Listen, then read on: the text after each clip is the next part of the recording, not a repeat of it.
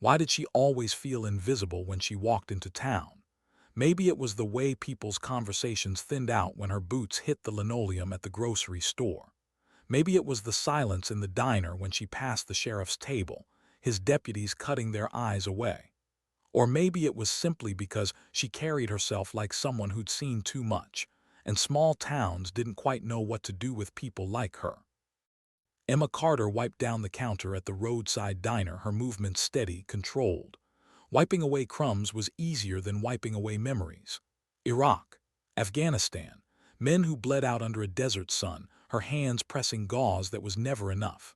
A younger brother's last radio call, cut short before she reached him. The diner floor was checkered black and white, chrome edges gleaming with the reflection of passing headlights. But every now and then, in the shine of a napkin holder, she saw Fallujah instead. The bell over the door jingled. She forced her lips into a smile, tucking a strand of auburn hair behind her ear. "Hey there, soldier," she said. The boy had barely hit 12, his shoulders lost under his father's oversized military backpack. Jason Harrison slid onto his usual stool at the counter. "Homework today?" "Yes, ma'am, pre-algebra." He unpacked his textbooks with practiced precision, pencils lined up like equipment on a field table. His father's discipline had seeped into him, even across the ocean. Sergeant Robert Harrison, 3rd Deployment, Afghanistan this time. His return date kept shifting the way sand shifts under boots, never firm, always slipping. Emma poured a chocolate milkshake without asking, adding extra whipped cream, a quiet ritual between them. "Your dad called this week." Jason's eyes lit up.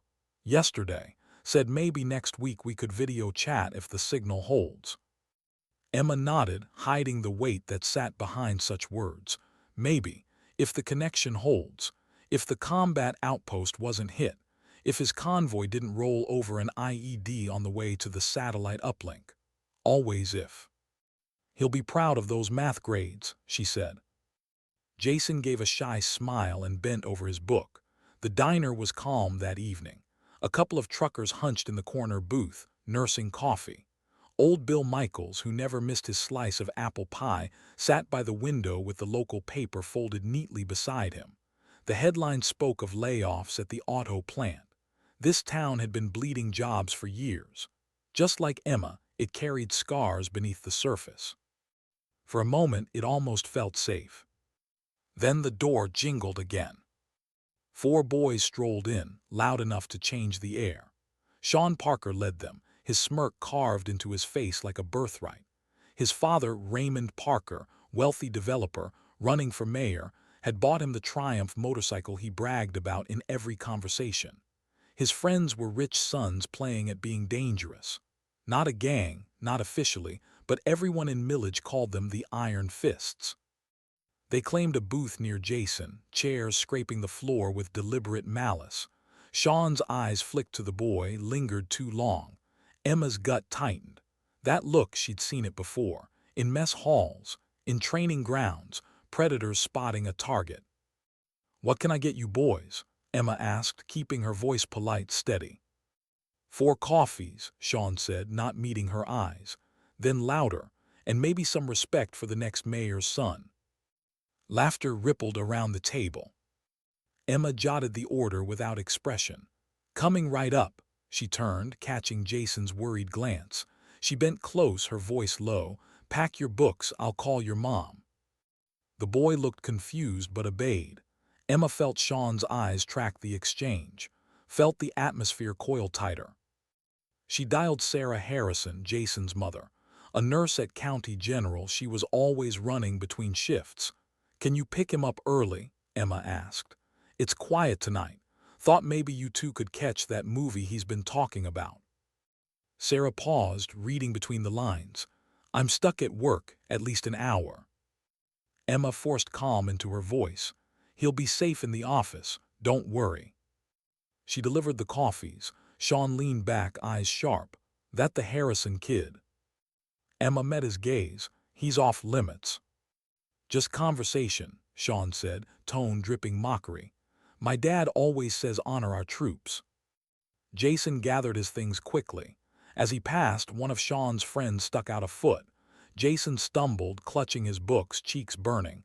"Oops, didn't see you there," the boy sneered. Emma stepped between them. Her body shifted subtly the way soldiers do when a fight looms. Calm, squared shoulders, a stance that said, "Not today." "The office is back there, soldier," she told Jason. "Go." He hurried away, leaving her alone with the iron fists. "Your coffees are on the house," she said evenly. "Finish and move along." Shawn took a slow sip. "We're paying customers. We'll leave when we're ready." Old Bill cleared his throat from his corner. "Everything all right, Emma?" "Just fine," she replied without breaking eye contact. The silence stretched. Finally, Shawn set down his mug. "Place is dead anyway, let's roll." They filed out, engines roaring to life outside. Shawn's Triumph gleamed under the streetlight, its paint job worth more than Emma's monthly pay. Before leaving, Shawn paused at the door. "Tell the Harrison kid we'll see him around. Dad says it's important to support military families." His smirk cut like glass. Emma's instincts screamed. She'd seen men carry that same look before missions, not careless, not random but planned. When Sarah finally picked Jason up, the boy was quiet, too quiet. She hugged him and thanked Emma, but Emma's eyes lingered on the street outside. A motorcycle sat parked in the shadows near the Rusty Nail bar, a figure astride it, older, broader, a leather vest marked with the unmistakable Death's Head patch, Hell's Angels. The rider lifted 2 fingers in a casual salute. Emma's body answered before her mind caught up, 2 fingers back, soldier to soldier. When she turned again, the bike was gone. That night she couldn't sleep. The boy's face haunted her. The way he'd said "it's nothing" when she asked about the bullying. The way his shoulders carried weight too heavy for 12 years. By morning the sheriff had a file on his desk. Thin, flimsy, no witnesses, no evidence, just another incident swept under the rug. Shawn Parker's name was there, of course, always there, and always with his father's alibi to cover him. Sheriff Miller closed the file with a snap. He was old enough to remember Desert Storm, old enough to remember Sergeant Robert Harrison's father dragging him out of a firefight with a bullet in his leg. That debt still sat heavy on him. And now, Robert's son was being hunted by rich kids who thought war was just a word in a history book. Miller rubbed the ache in his stomach and reached for his hat. Another fight was coming, one that smelled less of desert sand and more of small-town politics. But to him, the weight felt the same. Meanwhile, back at the diner, Emma Carter poured coffee for herself, staring at the rain streaking the windows. She learned to sense it overseas, the quiet before chaos, and this town was too quiet now. She felt it in her bones. The storm hadn't passed, it was just circling. Why didn't anyone else see it? The bruises that Jason carried weren't only on his skin. They were in the way his shoulders tensed when a locker slammed at school, in the way his eyes darted whenever motorcycles rumbled past the diner. Emma saw it because she'd lived it, that constant bracing for impact, never knowing when the next blow would land. "Miss Emma," Jason's voice was quiet that evening, head bent low over his math book. "Do you ever not tell people things because you don't want them to worry?" The question cut sharper than he realized. Her brother's voice echoed in her memory, transmissions from Fallujah she hadn't shared with anyone until it was too late. "Sometimes," she admitted softly, "but the truth has a way of finding its way out, soldier." Jason didn't reply. His silence was an answer. That night after Sarah picked him up, Emma lingered at the counter long after closing, staring at the neon sign buzzing outside. A shadow shifted across the street. The same Hell's Angel she'd seen before sat astride his bike, visor down. He didn't move, didn't threaten, just watched. When he lifted his hand again in salute, she answered not out of loyalty to him but out of instinct. Soldiers always recognized soldiers. The next morning, Sheriff Miller arrived at a high school parking lot already in chaos. A boy sat bleeding on the curb, Kevin Alvarez, His mother deployed with the Air Force. Teachers whispered, students scattered, but nobody pointed fingers. "Just a misunderstanding," the principal said, his tone rehearsed. "Boys being boys." Miller crouched beside Kevin. "Want to tell me what happened, son?" The boy's eyes flicked to Shawn Parker's Triumph parked across the street. He swallowed. "I fell." The scrape on Shawn's knuckles told a different story. Miller knew it, but knowing and proving were worlds apart. That evening, Emma's phone rang. "Sheriff Miller," came the voice on the other end. "About your report. We're watching the Harrison boy, but politics complicate things." Emma gripped the receiver tighter. "Politics don't bleed, Sheriff. Kids do." Silence, then the sheriff's sigh. "Do what you can, document everything, but stay careful." She hung up angry, not at him, at the system, at the way small-town power bent rules until children were collateral damage. Rain fell hard that night, pounding against the diner windows. Jason waited for his mom, his history book open but unread. Emma poured another pot of coffee just to keep her hands busy. The door opened. Shield Donovan walked in, the Hell's Angel she'd seen twice before. Up close, he was older, weathered, his jacket carrying the patches of a man who'd earned them mile by mile. He ordered coffee black. His gaze shifted briefly to Jason, then back to the window. "Nasty night to be out," he muttered. Emma caught the warning in his tone. Headlights cut through the rain. Motorcycles pulled into the lot. Shawn Parker's Triumph gleamed, followed by 3 others. "Jason," Emma said calmly. "Office, lock the door, call your mom." The boy hesitated, his lips trembled. "They followed me from school." Her stomach turned to steel. "Go." The bell above the door jingled. Shawn and his friends swaggered in, dripping rain across the floor. Their eyes went straight to the hallway where Jason had disappeared. "We're about to close," Emma said, her voice flat. Shawn leaned on the counter. "We're not hungry, just looking for the Harrison kid. His mom asked us to give him a ride." The lie was thin, transparent. Emma didn't move. "He's not here." "Funny," Shawn said, smirk widening. "Looked like he was." Bill Michaels rose shakily from his table. "You heard the lady. Time to leave." Shawn's friends snickered. "Sit down, old man, before you break a hip." Emma's pulse hammered. She'd been here before. The edge of chaos. The second before a firefight broke. Shield's mug hit the counter with a sharp crack. His gravel voice cut through the tension. "Touch him," he growled, nodding toward Bill, "and we've got a problem." For the first time, Shawn hesitated. Emma stepped into the hallway, blocking the office door with her body. "Leave now," she warned. One of the boys lunged. Her instincts took over. In a blink, she had his wrist twisted behind his back, dropping him to his knees with a cry. The diner froze. Even Shawn looked startled at the speed. "Not even close," Emma murmured, applying just enough pressure to remind him she could end it if she wanted. Shawn's mask of arrogance cracked, fury bleeding through. "Let him go." "You first," she replied. Outside, thunder cracked, and in the lightning's flash more motorcycles arrived. Not iron fists, Hell's Angels. Their death's head patches gleamed through the rain. The diner filled with silence, heavy and suffocating. 2 of them stepped inside, older, scarred men who didn't need to say a word. They stood by the door, blocking the exit. Shawn's friends shifted nervously. "This isn't worth it," one muttered.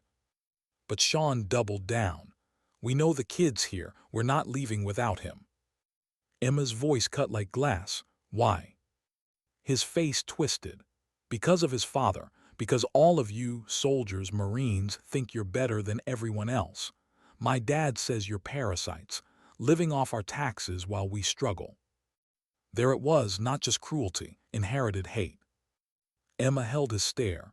"Taking it out on children doesn't make you strong. It makes you a coward." Jason cracked open the office door. "Mom's on her way," he whispered. Shawn lunged. Emma caught him, driving him back into the wall. His fist smashed into her ribs, white-hot pain exploding.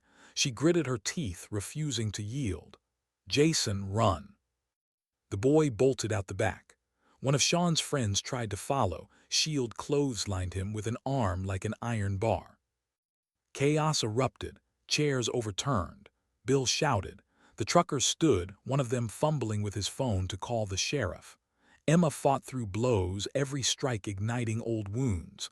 Her head slammed against the wall, stars flashing in her vision. She saw Shawn break free, bearing down on Jason. "No!" She hurled herself forward, tackling him. They hit the floor hard. His youth and strength pressed down on her, but she clung with the desperation of someone who'd lost before and sworn never again. "Run, soldier!" she cried again. Jason disappeared out the back. Relief surged through her even as Shawn's fist split her cheek. "You should have minded your business," he snarled. But before he could strike again, he was lifted clean off the ground. Shield held him by the collar, feet dangling. "That's enough," the older man growled. The door crashed open. Sheriff Miller stormed in, uniform damp from rain. His eyes scanned the scene, the bruised Marine, the cowed iron fists, the silent Hell's Angels. And then Sarah Harrison burst in frantic. "Where's my son?" "He's safe," Emma rasped, ribs screaming with each word. "Out back." Jason barreled in moments later, throwing himself into his mother's arms. Then he looked at Emma, bloodied, bruised, but standing tall. His eyes shone with guilt and awe. "You fought them for me." Emma managed a weak smile. "That's what Marines do. We protect our own." The sirens wailed outside. Paramedics pushed through. Emma staggered, refusing the stretcher at first until her legs betrayed her. As they lifted her, her eyes locked with Shield.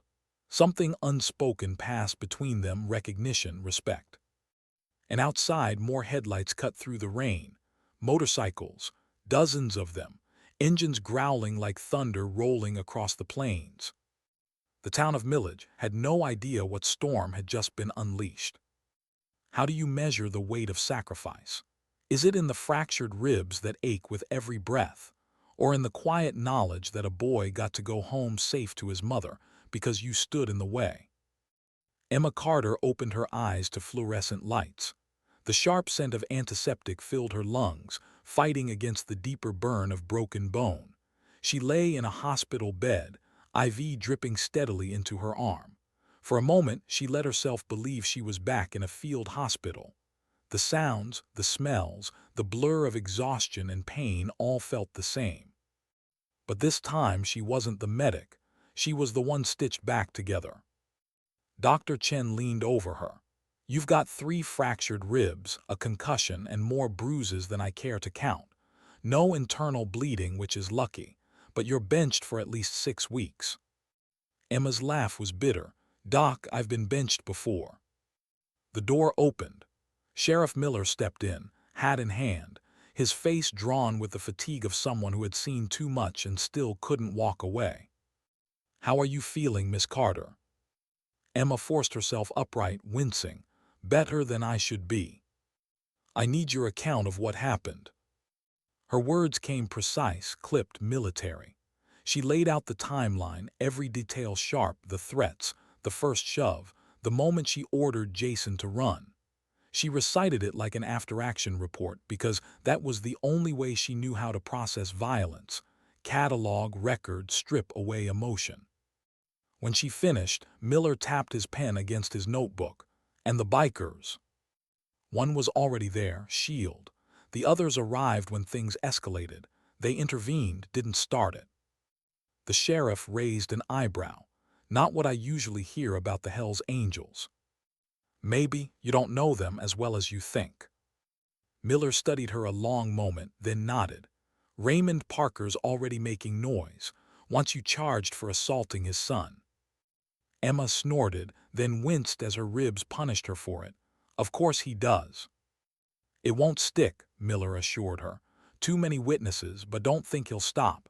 He's got money, influence. He'll push until something breaks." Emma leaned back against her pillow, the weight of inevitability pressing heavier than the bandages around her chest. After the sheriff left, Sarah Harrison slipped quietly into the room. Jason hovered behind her, eyes wide, his small hands clenched into fists. "Emma," Sarah's voice broke as she took in the bruises across Emma's face, the swelling along her jaw. "Why? Why put yourself at risk like that?" Emma met her gaze steadily. "Because no one stood up for my brother when he needed it. I won't let history repeat itself." Jason stepped forward, voice trembling. "You fought them for me." Emma forced a smile, blood still crusted at the corner of her lip. "That's what Marines do, soldier. We protect our own."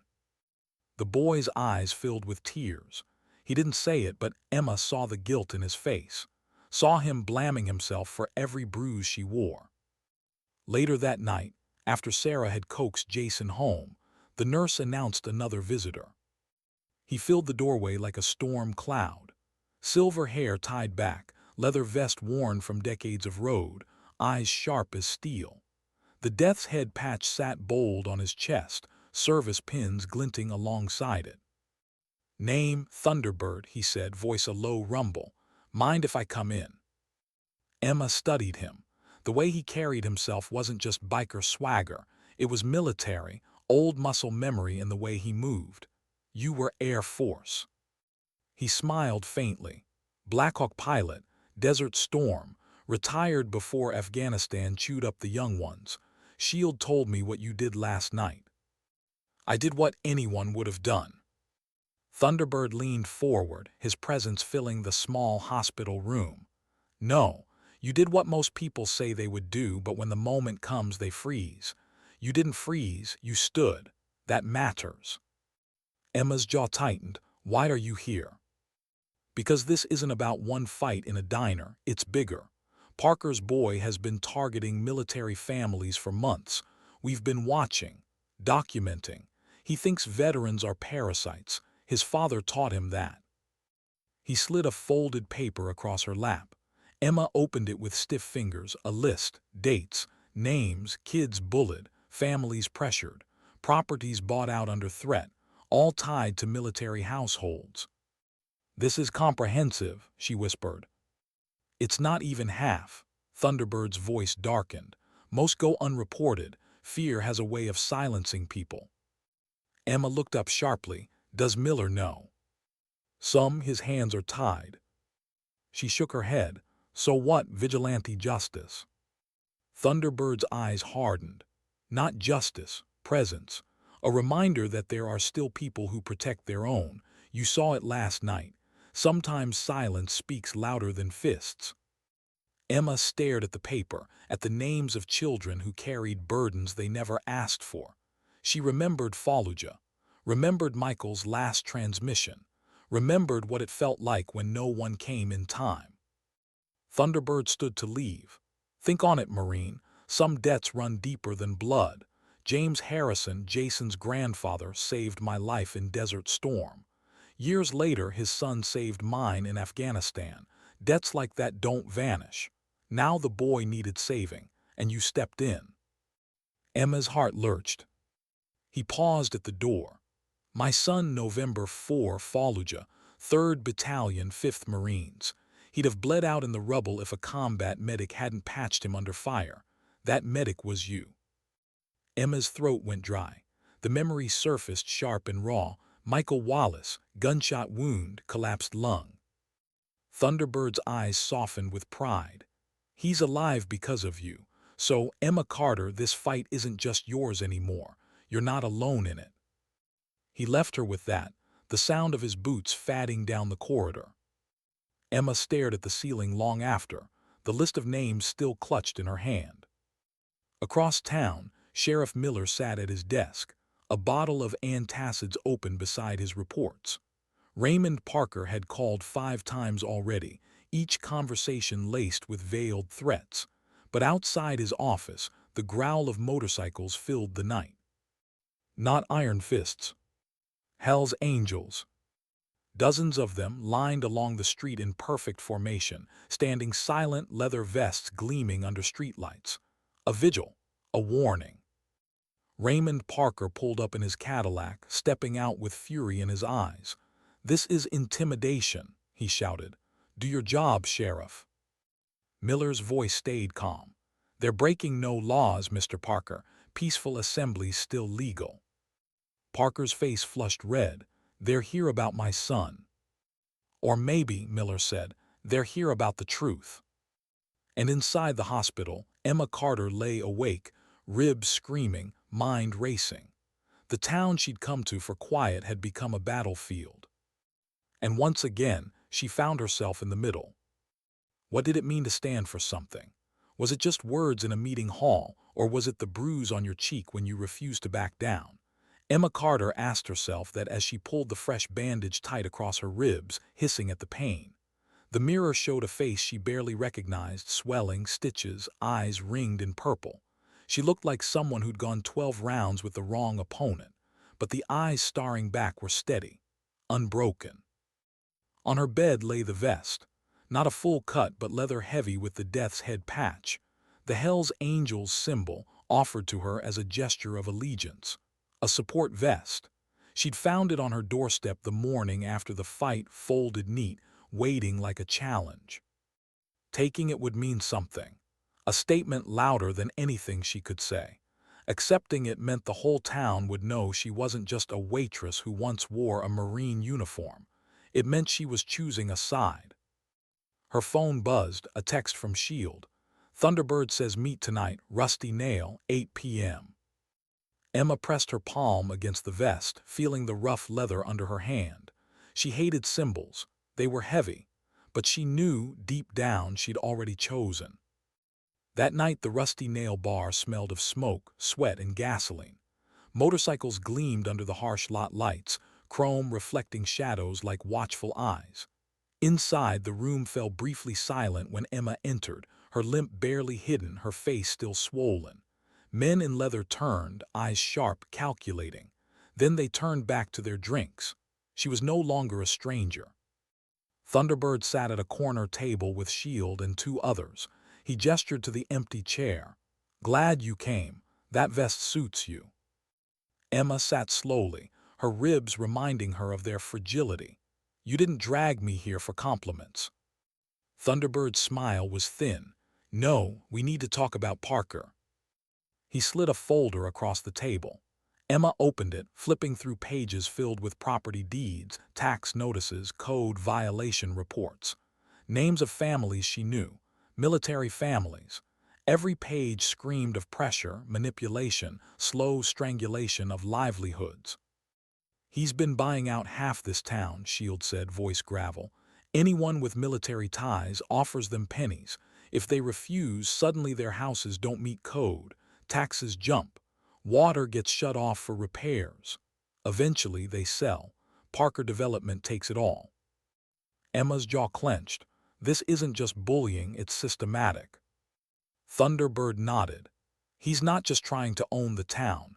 He's trying to erase a community. People like you, people like Harrison's boy. He wants millage without its veterans." Emma pushed the file closed. "And what do you plan to do? Silent vigils, motorcycle lines. Parker will spin it as intimidation. He already has." Thunderbird leaned in, eyes burning. "The vigils aren't for Parker. They're for the people. To show someone's watching. To show someone cares when their own sheriff's hands are tied." Emma frowned. "So you want me to be your pawn, a face to legitimize your message?" "Not a pawn," S.H.I.E.L.D. said firmly. "An ally. We don't hand out that vest lightly. You're one of us now, whether you want to believe it or not." Emma studied them, the way their eyes carried the weight of their wars, Desert Storm, Afghanistan, nameless skirmishes nobody wrote about. Different uniforms, same scars. She recognized the code, even if it was written in leather instead of fatigues. Thunderbird broke the silence. "Tomorrow night, town council. Parker called an emergency meeting. He'll use it to launch his campaign for mayor. He'll paint us as a threat. He'll try to bury you under his story." Emma narrowed her eyes. "And you want me there?" "Not as our mouthpiece," Thunderbird said. "As yourself. As the Marine who protected a boy when no one else would. As the one who bled in plain view of half the town." Emma exhaled slowly, her ribs aching with emotion. She hated the spotlight. She hadn't come here to fight battles again, but sometimes battles came looking for you. Shield said quietly, "Without you people believe Parker, with you they'll have to choose." The television above the bar flickered to life. Local news. Raymond Parker stood on the courthouse steps, Shawn beside him, his face carefully bruised for the cameras. "This is a travesty," Parker declared, voice strong and rehearsed. "My son was attacked in a diner by an unstable woman and a gang of criminals. The real victims here are our children." Emma's fingers dug into the wood of the table. Parker leaned closer to the microphones. "And let me be clear, Sheriff Miller has lost perspective. He sides with outlaws over respected citizens. That's why today I'm announcing my candidacy for mayor. Millage needs leadership that protects its families." Applause broke from his supporters, planted and loud. In the background, the cameras caught the line of Hell's Angels across the street, silent, watching. Thunderbird muted the television with the remote. That's his move. Tomorrow night's meeting, he'll try to make it law, ordinances, restrictions. He'll force the council to act against us, against you. Emma's jaw worked, silent fury rising. "If I speak, Parker will tear into me, call me unstable, broken." "And if you don't," Thunderbird said, "his story becomes the truth." Silence hung between them. Finally, Emma nodded once. "I'll be there, but on my terms. I'm no one's puppet." Thunderbird's lips curled into a faint smile. "Wouldn't expect anything less. Marines don't make good puppets." The men chuckled quietly. The tension eased for a moment, but Emma's chest still felt heavy. Later, back in her apartment, she found Sarah and Jason waiting with a package. The boy held it out, hands shaking. "I made you something." Emma unwrapped it slowly. A wooden plaque, carefully burned with words. "True courage is not the absence of fear, but acting in spite of it." Below it, the Marine Corps emblem carved with rough but proud hands. Her throat tightened. "Jason, this is beautiful." The boy's eyes searched hers. "Some kids at school, they're saying things, that you're unstable, that the bikers are your gang, that you attacked Shawn first." Emma's breath caught. "I told them it wasn't true," Jason said fiercely. "I was there, I saw what happened." Emma reached out, her bruised fingers brushing his shoulder. "Listen, soldier, what happened that night wasn't your fault. None of it. Don't carry blame that isn't yours." Sarah's eyes filled with worry as she helped rewrap Emma's bandages. "The whole town's taking sides. Parker's dividing them. Tomorrow's council meeting, it's going to be a battlefield." Emma looked at the vest folded on her bed, the boy's plaque in her hands, the bruises on her body. She had her answer already. What does a battlefield look like when there are no rifles, no sandbags, no air support? Sometimes it looks like a council chamber with wooden benches, fluorescent lights buzzing overhead, and townsfolk packed shoulder to shoulder, holding their breath for the fight about to unfold. Emma Carter stepped into that chamber, her ribs bound tight, her face still swollen but her stride unflinching. Every head turned. Whispers rose like static. Some were curious, some fearful, some openly hostile. She felt them all like crosshairs brushing her skin.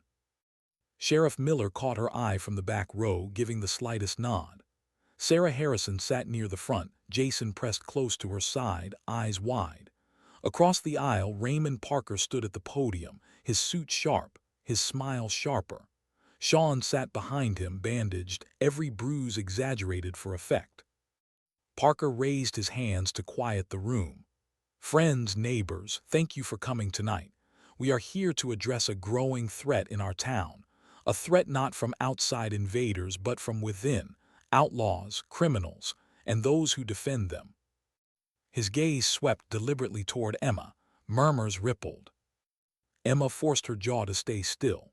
She learned in combat that silence sometimes carried more power than shouting. Parker gestured toward the row of council members. "These men and women have the power to restore order, to protect our children, to ensure Millage remains a place of safety and respect. He spread his arms in mock solemnity. And I will lead that charge as your next mayor. Applause erupted from one side of the chamber, planted supporters clapping too loud, too long. The other half sat in uneasy silence. Councilwoman Davis cleared her throat. We'll hear from concerned citizens first. Ms. Carter, I understand you requested to speak. Emma felt every eye lock onto her. Her ribs screamed as she stood, but she walked forward anyway, slow and steady. The podium felt colder than any rifle stock she'd ever held. She let the silence hang, let them feel the weight of her presence. Then she spoke. 3 nights ago, I stood in a diner when a boy was hunted by those who should have known better. I stood in the way, and I bled for it. Gasps, murmurs. Shawn shifted uncomfortably. I've heard the rumors that I'm unstable, that I started it, that I'm hiding behind bikers. Her eyes scanned the crowd, steady. The truth is simpler. I saw a child in danger, and I did what Marines are trained to do: protect, defend, survive. Her voice softened, edges cracking just enough.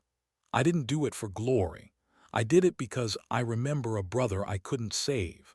I did it because no mother should get the call Sarah nearly got that night. I did it because sometimes silence is the same as surrender. A hush swept the chamber. Even Parker's supporters hesitated. Emma's hand trembled slightly as she placed a folded paper on the podium. This is a list of families targeted in this town. Families with ties to the military. Families pressured, bullied, bought out, broken down. I know because I've walked their streets.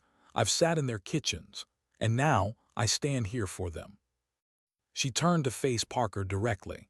You talk about safety, Mr. Parker, about protecting children. Tell me, whose safety are you protecting when your son corners a 12-year-old? Whose children matter and whose don't? The room went still, the air so tight it might snap. Parker's smile faltered for a fraction of a second, then he leaned forward, voice dripping venom. You see? Unstable, dangerous. She can't even control her emotions. This is the kind of person we're dealing with, a soldier who never left the war behind, lashing out at civilians. He pointed toward the back of the room. And look who she brings with her. Heads turned, the doors opened. One by one, Hell's Angels filed in. Not rowdy, not loud, silent. Vests gleaming with the Death's Head patch. They filled the back wall, lined up shoulder to shoulder, arms crossed. Their presence was thunder without sound. The crowd shifted, unease spreading. Some whispered intimidation. Others whispered protection. Emma didn't flinch. She didn't look back at them. She kept her eyes on Parker. You can smear me, she said evenly. You can call me broken, but I'll stand here bruised and bleeding before I'll ever let you rewrite what happened that night. I saw your son's fists. I felt them. These ribs, she tapped her bandages lightly, don't lie. Jason's voice suddenly rang out, high and trembling but clear. She saved my life. The room froze. Sarah tried to hush him, but the boy stood tall, eyes blazing. Shawn and his friends chased me. They would have hurt me if Miss Emma hadn't stopped them. She's not unstable, she's the only one who cared. A ripple of shock spread. Parker's face darkened. That boy is traumatized. He's parroting what she tells him. Emma's voice dropped low, each word sharp. Careful, Parker. That boy's father is serving overseas while you tear down his family here at home. Do you really want to stand on this floor and call his son a liar? For the first time, Parker faltered. His supporters murmured uncertainly. Councilwoman Davis cleared her throat again, her expression unreadable. Thank you, Ms. Carter. The council has heard enough for now. Emma stepped back from the podium, legs shaking, heart pounding. She hated the spotlight, hated exposing her scars. But in that moment, as she glanced at Jason's tear-streaked face, she knew she'd done what had to be done. Parker rallied quickly, masking his stumble with bluster. This circus proves my point. We need order, we need leadership, not chaos. The meeting dissolved into shouting, voices clashing, supporters and opponents throwing words like stones. The gavel pounded uselessly. Through it all, the Hell's Angels stood silent, statues in leather. Their silence was louder than the noise, a reminder that some forces didn't need speeches to make their presence felt. By the time Emma stepped outside, the night air hit her like a wave. Her ribs ached, her knees trembled, but she stayed upright. On the courthouse steps, Shield approached, helmet under his arm. "You did what needed doing." Emma shook her head. "I'm no politician." "Good," he said. "Politicians make speeches, soldiers make stands. Tonight you stood." From across the square, Parker climbed into his Cadillac, face tight, his son slamming the door behind him. Engines growled as the Hell's Angels mounted their bikes. The town was split, fault lines deepening with every word spoken in that chamber. And Emma knew this was only the beginning. What happens when truth is spoken in a room built on lies? The walls tremble, the cracks show, and the ones who profit from silence begin sharpening their knives.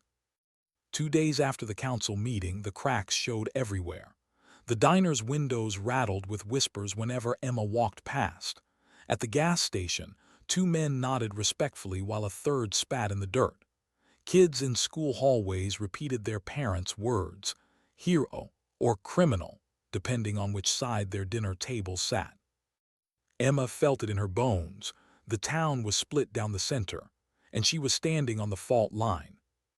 At dawn, Sheriff Miller knocked on her door. His hat was low, his eyes heavier than usual. He didn't waste time on small talk. "They filed charges," he said simply. Emma blinked. "What charges?"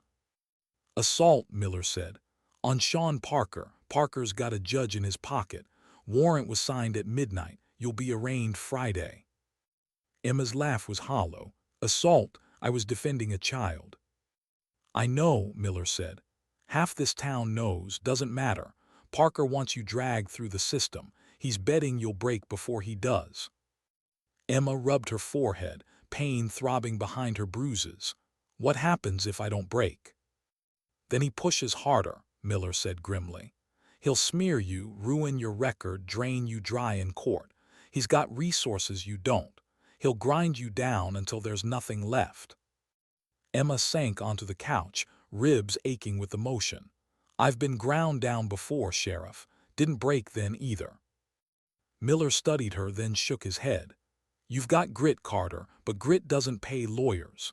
He stood, pulling his hat back on. "Watch your back. This fight's not in the diner anymore. It's in the halls and backrooms where people never see the blows land." When he left, silence filled her apartment. Only the ticking of the clock kept time with her pulse. That evening, Sarah Harrison arrived with Jason, both pale with worry. Jason's voice cracked as he asked, "They said you're going to jail." Emma crouched carefully, wincing through her ribs until she was eye level with him. "Listen, soldier, jail isn't the plan. But even if it happens, you remember this: truth doesn't vanish just because someone buries it under lies. Understand?" Jason nodded, tears welling. "But it's not fair." Emma's throat tightened. "Fair's a luxury in war zones, and sometimes towns are war zones too." Later that night, headlights flared outside her window. The low growl of engines followed. Dozens of motorcycles lined the street, stretching down the block.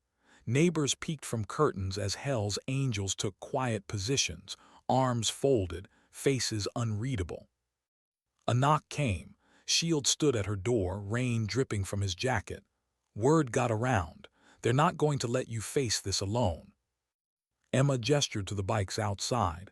"This isn't protection. This is escalation. Parker will call it intimidation."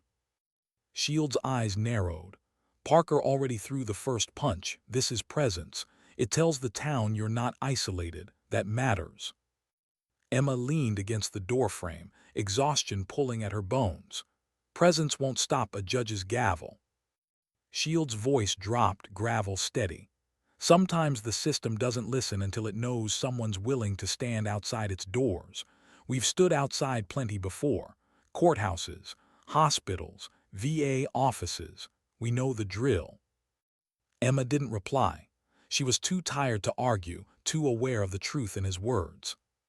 The next morning she walked into town and found flyers plastered to lampposts, shop windows, even the school fence. Her face, bruised, distorted under harsh lighting, captioned in bold red letters, "Dangerous, unstable, keep our children safe." Her chest burned, not from her ribs this time, but from the knife of humiliation. Inside the diner, Bill Michaels ripped one flyer down and slammed it on the counter. "Cowards," he spat. "They're trying to crucify you."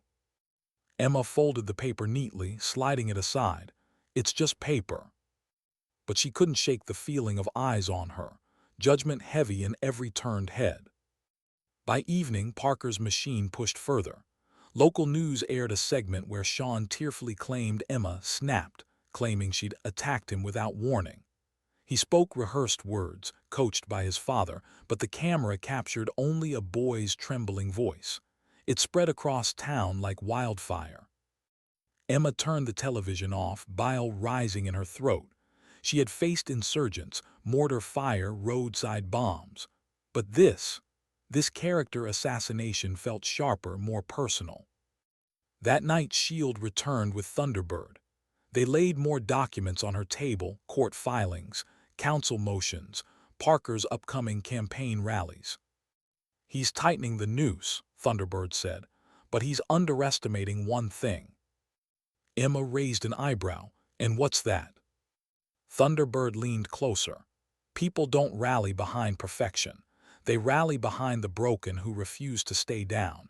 He thinks bruises make you weak, but bruises make you real."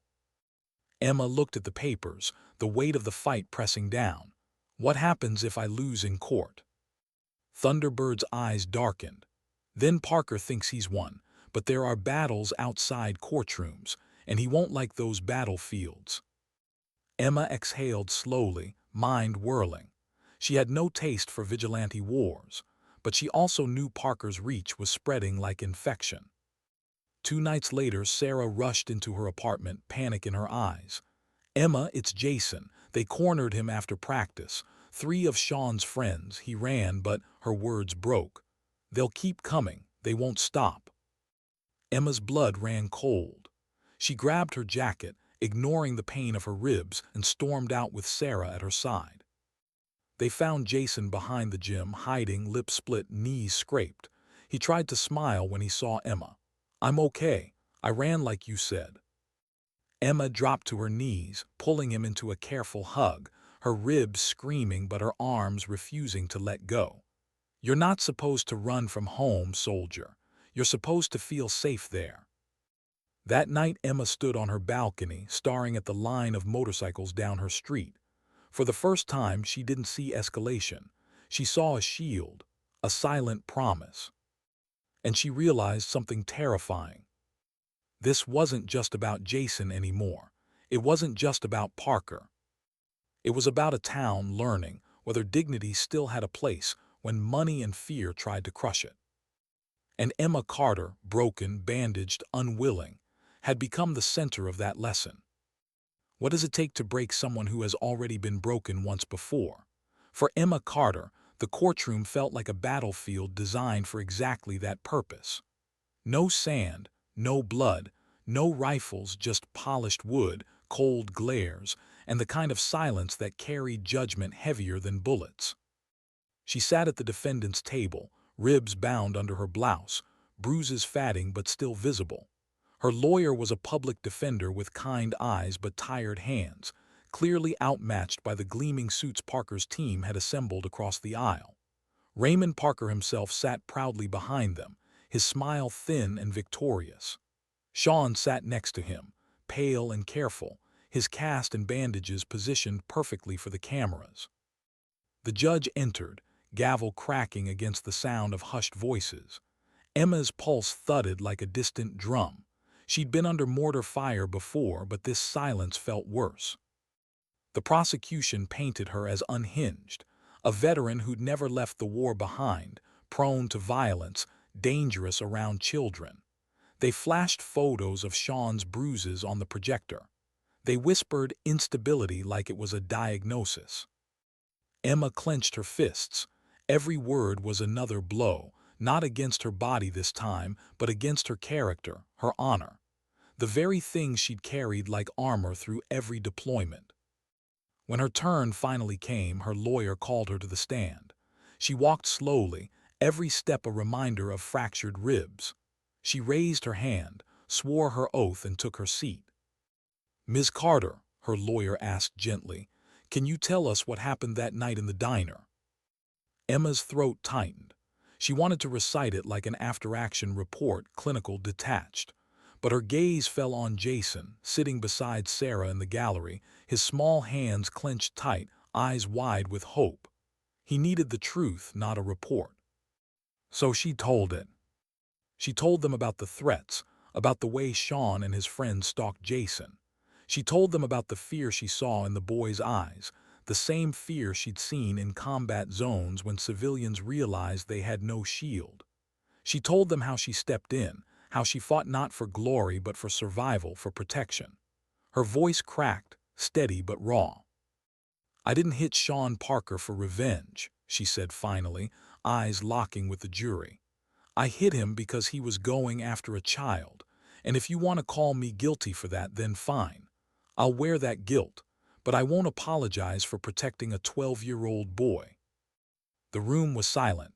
Even Parker's lawyers shifted uncomfortably. Then the gavel cracked again. "Order," the judge barked. Outside, when the recess was called, Emma stepped into the hallway and froze.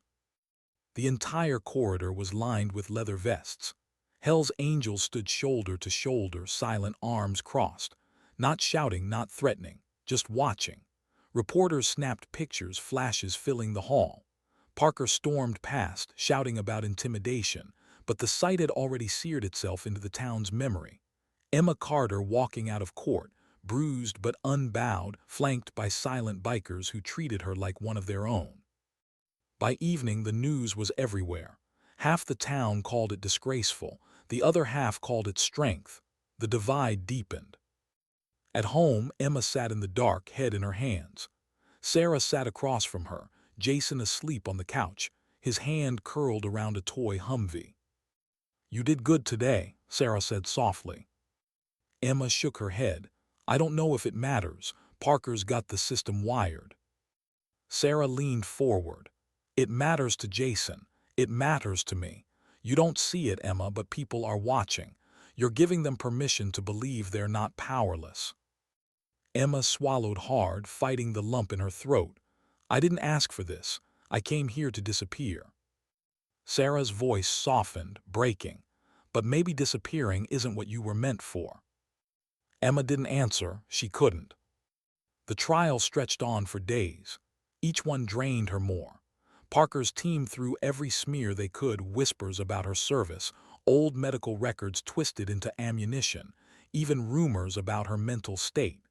She sat through it all, steady on the outside, shredded on the inside. On the fifth day, the jury deliberated. Hours passed. Tension thickened like storm clouds. Finally, they filed back in. "Not guilty," the foreman read. The words should have felt like victory. Instead, Emma felt only emptiness. The crowd erupted, Parker's fury echoing against the walls as he stormed out, Shawn trailing behind him. Reporters swarmed, microphones thrust forward. "Emma, Emma, do you have a comment?" She shook her head, pushing through, ribs aching, vision blurring. Outside, the Angels waited again. Shield stepped forward, helmet in hand. "You stood. You didn't break. That's all that matters." Emma's voice cracked. "I don't feel like I won." Shield nodded once. "That's because this wasn't the war you thought you were fighting. Parker lost in court, but he's not done. He'll strike where the law can't see." Emma looked past him across the street where Parker's Cadillac idled. Parker sat inside, his face cold, unreadable, headlights glaring across the square. He didn't need words. His silence promised another round. That night, Emma sat on her balcony again, Jason's wooden plaque in her hands. True courage is not the absence of fear, but acting in spite of it. Her ribs still throbbed. Her body was healing, but her spirit was raw. She remembered Fallujah, remembered the day she failed to save Michael. And she realized what terrified her most. Not Parker, not his power, not even the violence. What terrified her most was that she wanted to quit, to walk away, to leave this town, this fight, this boy who looked at her like she was the last safe place in the world. But she couldn't. Not with Jason's eyes burned into her memory. Not with Sarah's trembling voice thanking her again and again. Not with the weight of the vest folded in her closet, waiting like a reminder. Sometimes survival wasn't about staying alive. Sometimes it was about choosing not to disappear, no matter how much it hurt. And Emma Carter, battered, exhausted, unwilling, chose. How many battles can a person fight before something finally gives? Emma Carter asked herself that as she laced her boots in the quiet dawn, her ribs still aching, her reflection in the window lined with scars she hadn't chosen. She had survived the trial, survived the smear campaigns, survived the whispers of a town divided. But survival didn't feel like victory. Survival just meant the next fight was still waiting. And it came faster than she expected. The call came just after sunrise. Sarah's voice, panicked, breaking. Jason's missing. He didn't come home last night after study group. I thought maybe he was with you, but... Emma's blood turned to ice. She grabbed her jacket, her keys, ignoring the protests of her body as she bolted out the door. By the time she reached Sarah's house, the yard was already crowded, neighbors whispering. Sheriff Miller's cruiser parked at the curb, his face grim.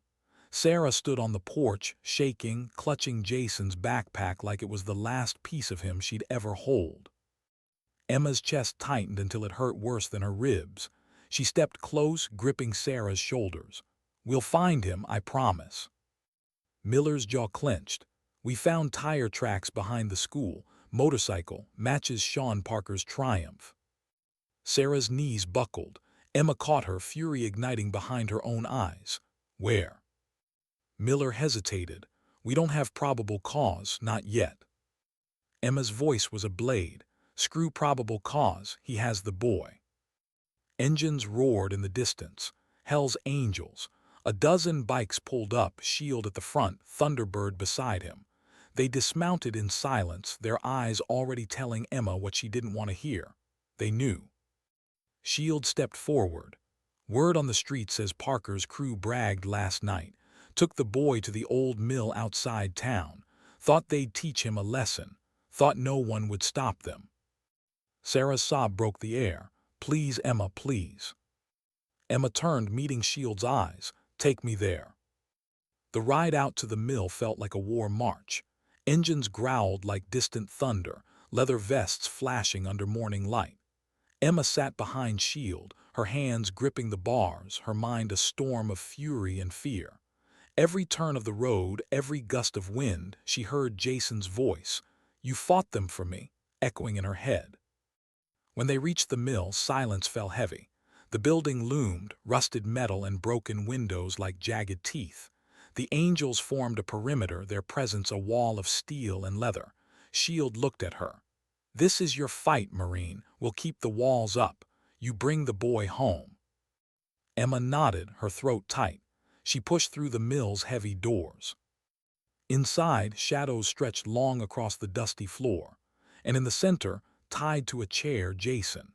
His lip was split, his face bruised, but his eyes wide, terrified, locked on her the moment she stepped in. "Emma." Shawn Parker stepped from the shadows, his friends flanking him, grins sharp, cruel. "Look who showed up, the hero, the unstable Marine." Emma's fists clenched. Her ribs screamed with every breath, but the pain didn't matter. "You let him go," she said, her voice low, steady. Shawn smirked. "Or what? You'll beat us all again. You can't save him this time. Nobody's here to bail you out." Emma stepped closer, each stride measured. "You think hurting a child makes you strong. You think breaking people makes you powerful. I've seen real power. It doesn't look like this." One of Shawn's friends lunged. Emma moved without thought, training overriding pain. A sharp strike, a twist, and he was on the floor groaning. Another charged. She ducked, ribs flaring fire, but her elbow found his jaw. He staggered, cursing. Shawn sneered, "You don't know when to quit." Emma's eyes locked on Jason. "Run, soldier, when I say." Jason's head shook desperately, but she gave him a look, fierce, commanding, and he stilled. Shawn swung, his fist connecting with her ribs. White-hot agony exploded, but she didn't fall. She grabbed his collar, yanking him close. "I've fought men twice your size in places you couldn't survive an hour. You don't scare me." She drove him back, slamming him against a rusted beam. His eyes widened, fear flashing for the first time. "Now," Emma barked. Jason bolted, chair legs scraping as he wriggled free. He ran past her, past Shawn's stunned friends, straight into the arms of S.H.I.E.L.D. waiting at the door. The Angels closed ranks instantly, their presence swallowing the boy in safety. Emma released Shawn, letting him stumble. She didn't need to finish it. He was already undone. His friends dragged him back, eyes darting nervously toward the silent wall of bikers outside. Emma staggered, every breath fire, but she stood tall. "It's over," she said, her voice echoing through the mill. "This ends now." Shawn spat blood, but his bravado cracked. He knew the truth in front of witnesses, in front of his father's enemies. He had lost. When Emma stepped outside, Jason broke free of S.H.I.E.L.D.'s arms and ran straight into hers. She knelt, clutching him despite the pain, her arms shaking. "You're safe, soldier, you're safe." Tears soaked her shoulder. Sarah arrived minutes later, collapsing around her son, sobbing into his hair. Emma stepped back, letting the mother's arms replace hers, but Jason's hand clung to her sleeve until the very last moment. By the time the sheriff arrived with his deputies, the Angels were already dispersing, engines rumbling as they faded into the horizon. S.H.I.E.L.D. lingered only long enough to nod once at Emma, a silent salute between warriors. Miller looked around, taking in the scene, the boy safe, the bruised Marine, the silent witnesses gone. He sighed. "I'll file my report, but we both know some truths don't make it onto paper." Emma watched Sarah and Jason drive away, her chest hollow and full at the same time. That night she sat on her balcony again, Jason's wooden plaque in her lap, the vest folded beside her. She thought of Fallujah, of her brother's voice, of every moment she'd tried to disappear, only to be pulled back into battles she never wanted. And she thought of Jason's small voice in the council chamber, trembling but brave. "She saved my life." The town would still argue, Parker would still scheme, but none of that mattered now. Jason was safe, Sarah was whole, and Emma Carter, battered, scarred, unwilling, had chosen not to disappear. Sometimes strength isn't loud. Sometimes it isn't the fist or the engine or the gavel. Sometimes strength is a woman standing bruised and broken, refusing to move aside when a child needs protecting. Sometimes dignity doesn't speak. It simply acts.